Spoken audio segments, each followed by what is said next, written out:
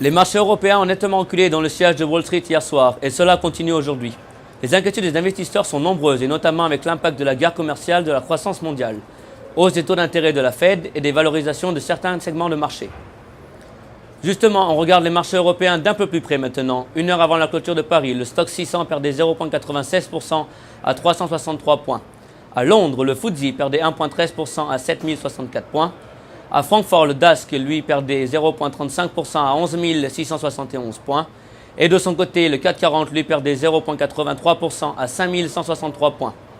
On continue avec le CAC 40 justement pour ce qui est des plus fortes hausses sur l'indice.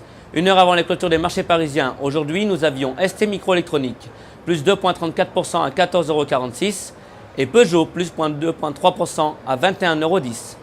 Pour ce qui est des plus fortes baisses, là en revanche, nous avions AXA qui perdait 2,26% à 22,92 € et Capgemini qui lui perdait 2,01% à 102,45 €.